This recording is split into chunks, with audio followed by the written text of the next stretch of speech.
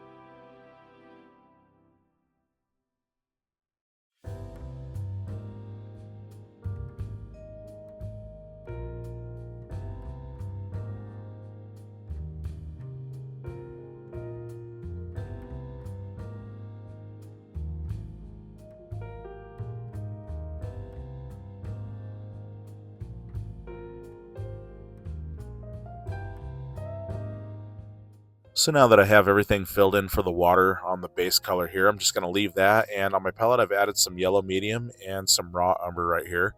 So I'm going to take some raw umber and some of this yellow medium together, and this should give me a very dark brownish kind of army green color that I'm just going to use as a general base color for all of the rocks. So about this value right here, I'm just going to pick it up, smash it down a few times. That just gets all of the color mixed very well this way.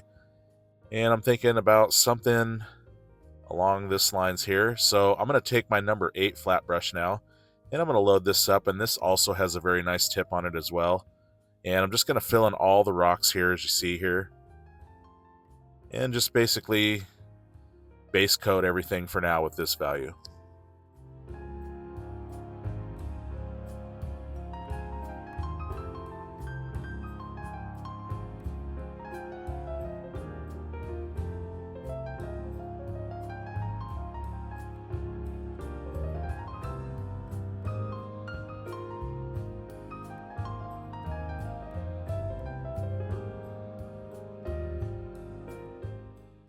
Okay, so as you can see, this first layer, it's very rough. There's a lot of streaks and some transparent places where the paint really ran thin, as you can see in here. And if I try to cover it right now, it's just going to cut through like this. So I'm just going to let that sit and dry for now. Okay, back to my number 11 flat brush now that it's all dry. And again, I'm going to take that same value of the yellow medium and raw umber mixture. And once again, with this value, I'm just going to go in and apply another coat. And as you'll see, it lays down a lot better and all of the holes and everything get filled in very nice.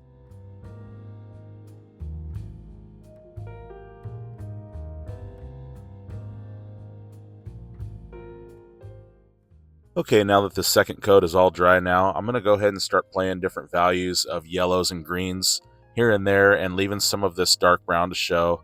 And this is going to start to build up all the texture and dimensions. So I'm going to take now some some yellow medium, and to that, just a little bit of phthalo blue. So in this phthalo blue, when you add it in, it makes more of a green and brings out a little bit more of a vibrance to it. So as you can see there, and now I want to dull that from there with a little bit of raw umber to it. Okay, so something like that, and a little bit more yellow into that now to warm that up. And once again, some more raw umber to dull that down just a bit. And again, a little bit more phthalo blue. So just getting more of this color, just so that I don't run out of it. And just looking for another dark army green, but in this case, on the green side, as you can see here, not so brown this time. And this is just another value that I'm going to play in here. So something like this, just scooping it up and smashing it down to get all of it mixed. And something about this value here. Okay, now I'm going to go to another value. I'm going to take some of this yellow medium now, and I didn't clean my knife. And I'm going to go into that same kind of greenish mixture that I made by adding more yellow to it. And I'm going to say something about like this for a dull yellow color. And I'll work with these two values. So now I have my number 4 natural flat brush, and these natural bristles here are going to help to create some texture and just kind of dance some of these values around on this base color here for the rocks. So I'm just going to load this up now. I'm going to take this darker army green color here. And with this, I'm just going to kind of cover up over this base coat. So again, with acrylics, base coat is important as it allows other colors on top of it to pop off of it and to give it more of a fuller, more saturated color in this way instead of just trying to get this color all at once. And as you'll see with acrylics, and as you've been painting for a while, you probably already know that first coats are never the right color and it's never the final anything. It's just something that's being used as a platform to launch all of the details and final colors off of. So as you can see, just covering up some of this, leaving some of it like that, and pretty much just bringing this down and letting it kind of fade more into a brownish color as I get towards the bottom.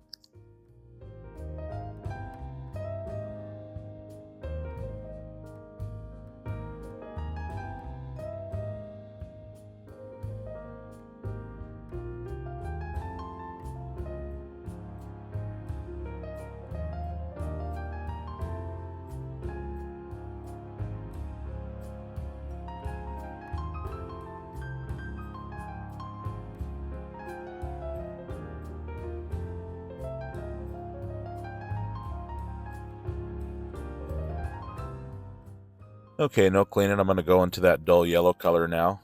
Same number 4 natural flat brush here. And with this, I'm going to dance this around here and there, but not everywhere, meaning I'm going to leave some other values to play along and not cover everything up. And in this way, I'm going to start building some values that are going to be used to build up texture, as well as show some of the light that's playing off of the rocks with the little, light reflections from the water and everything hitting it. So anything you don't like, just take a value, cover it up if it gets out of whack, and really just go for it. This is a very forgiving painting, as most acrylic paintings are, just because they dry so quick and you can cover something up if it's not right or whatever you need to do. So just going to dance this in as you see here randomly and not worried about how neat this is right now.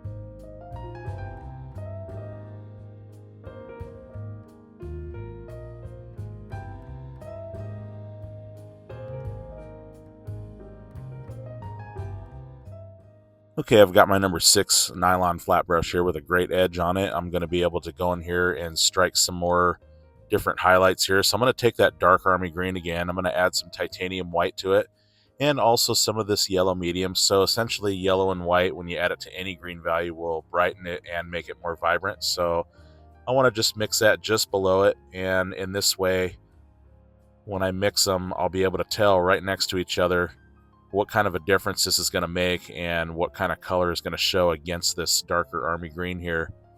And I won't have to guess on the canvas. So as you can see, this will show up pretty well against that. See, just like that. And I just wanted to make sure that it wasn't going to be too dark, nor was it going to be too bright either, but a value that would make it zing without it taking over too much. And in this way, it's going to start to build some of the sunlight kisses and also some of the detail and just reflective, just kind of color from all the moss that's on these rocks like this.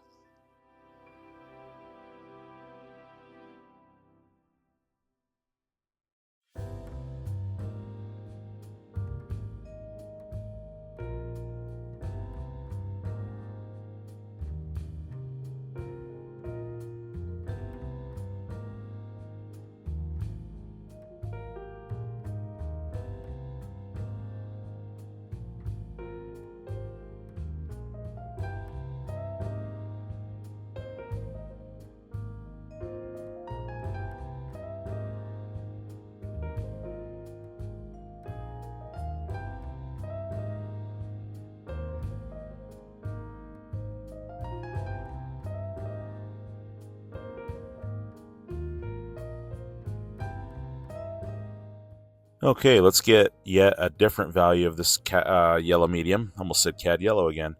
And let's get a little bit of this permanent black into it. And that just changes the value of the yellow, just dulls it down, makes it, kind of a slight hint of some green to it, as you can see there. Okay, more of that yellow medium into it. And now I want to get a little titanium white to brighten that up. Okay, so realism, it's all about taking all these values and changing them up and having them all play together. So this is yet a different yellow value, as you'll see here as I put it in. It's a little different from the other ones that I put in. And with that, I'll just go ahead and strike this here and there.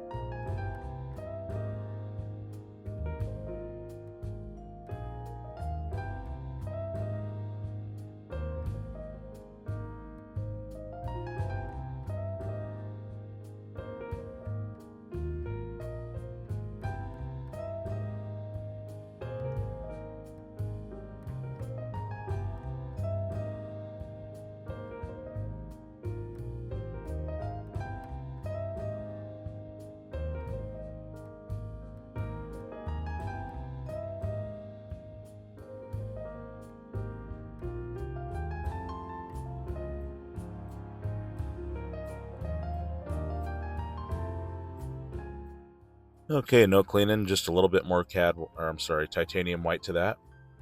Okay, and mixing it right next to that other value again so I can see the difference there and know that I'm going to make a difference.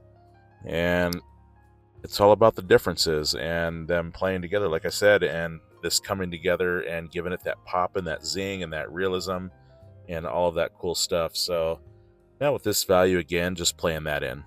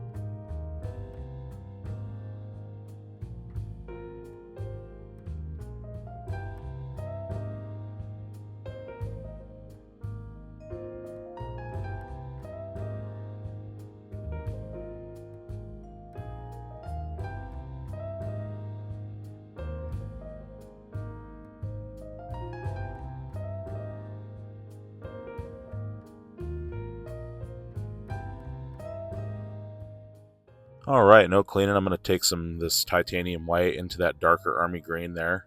And it's got just a teeny bit of that yellow medium in it, but as you can see, this is yet a different value again of green. And once again, let's play this here and there, and you'll see the difference here as I apply it. So as you can see, another different value here. And again, this is what builds this up and does all of the things that it does. So even in areas like this, I'm just going to throw this here and there just to show some distant, distorted kind of rocks in the distance there. Okay, and just kind of work this here and there. Okay, picking up some Phthalo Blue and a little bit more cad yellow with no cleaning, and as you can see, it's more of a vibrant green now. And once again, we have a different value now. Let's play this one here and there.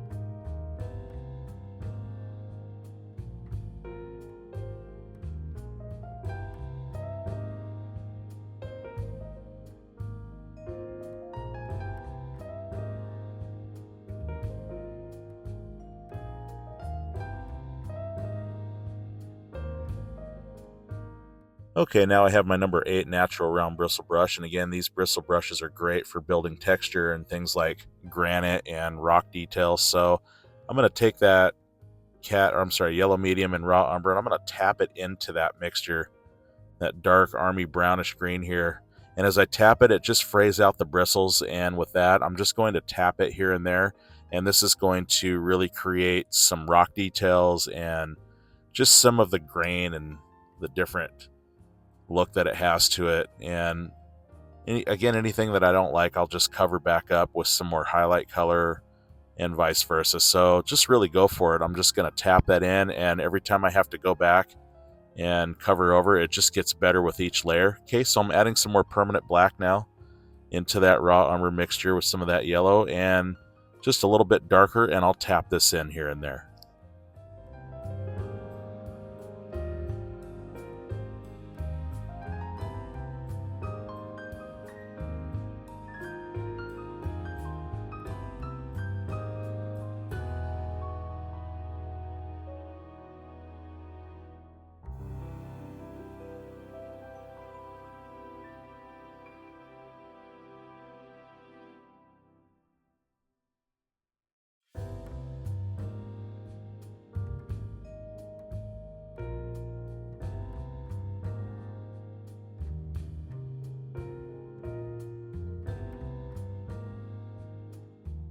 Okay, no cleaning. I'm going to take some more permanent black and some phthalo blue together for that very dark Payne's gray color that I blocked in the watercolor with. And again, tapping it to fray out the bristles. And with this darker value on this rock, I want to make this a little bit different here and strike some shadow stuff.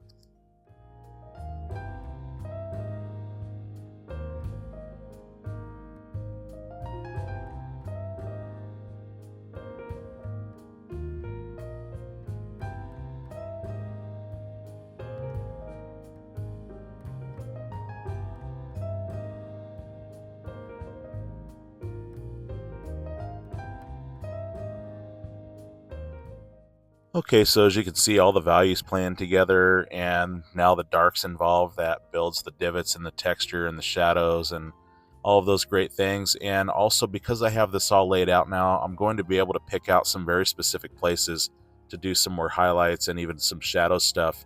So now I have my number 2 kind of beat up nylon flat brush here. It's perfect for getting in these smaller areas and dancing in some more of these values. So again, I'm going to take now some more of that raw umber and yellow medium and some titanium white, and to that just a teeny bit of permanent black to dull that back. So I want to get a very dull but kind of bright yellow color here. Okay, something like that. And with this brush, I'll just take the edge and dance it here and there.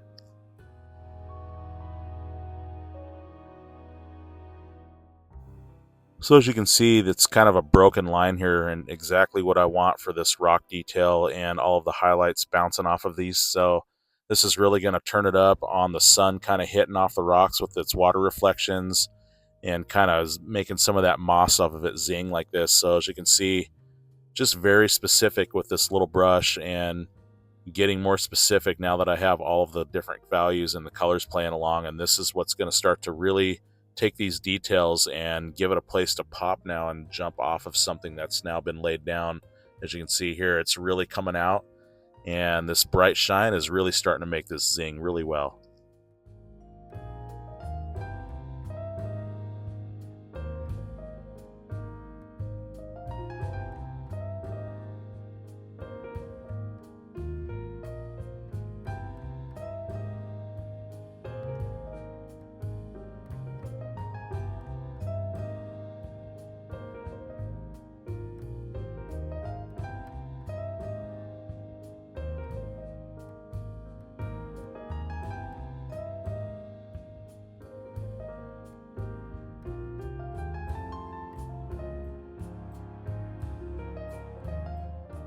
All right, now I'm going to take some of that blue and that black, and again, that's that Payne's gray color. And now to that, I'm going to take some titanium white, and I want a very bright Payne's gray here, so a little bit more black to gray that down a little bit more. Not too blue.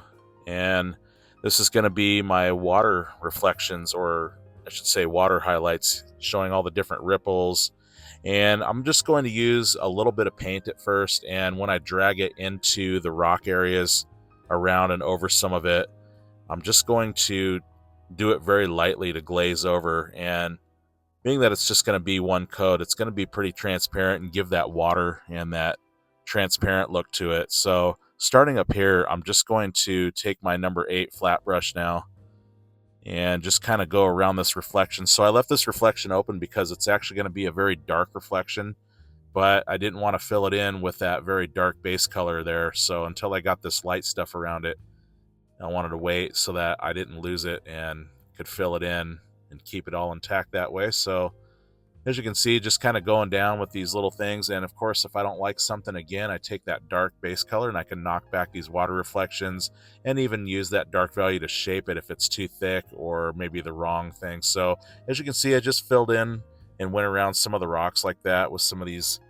light blue Payne's gray water reflection ripple details here. Just trying to get the words out to describe it.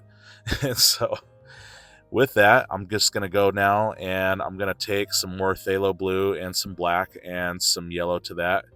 Kind of a dark color here, kind of a dark army green. And let's fill in these water reflection areas right here.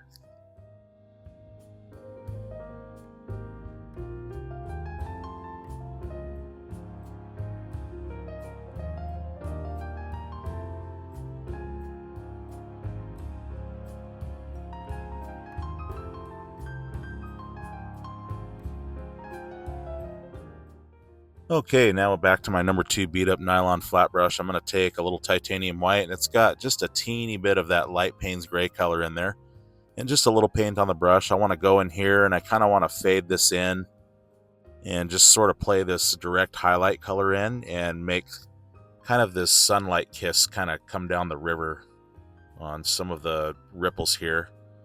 So just kind of filling in this little guy here. And of course, again, like I said, anything that's out of whack, take a value and cover it up.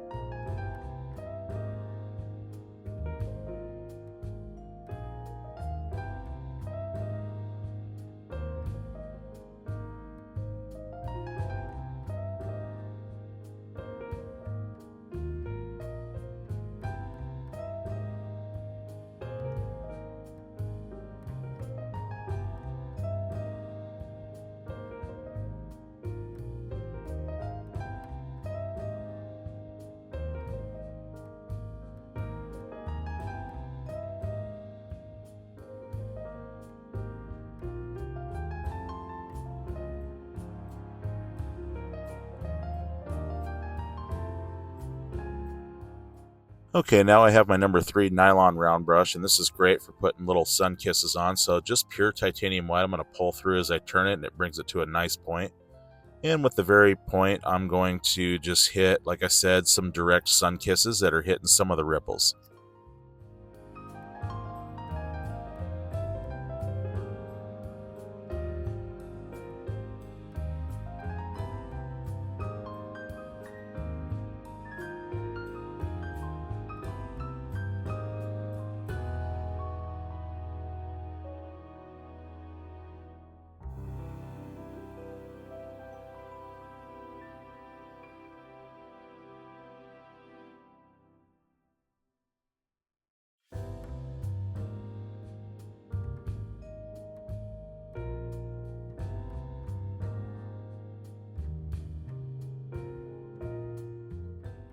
Okay, so I'm going to fade some of this white out on the very outsides. That way it has kind of a glow, and it makes this sun kiss look even brighter that way. It gives that effect.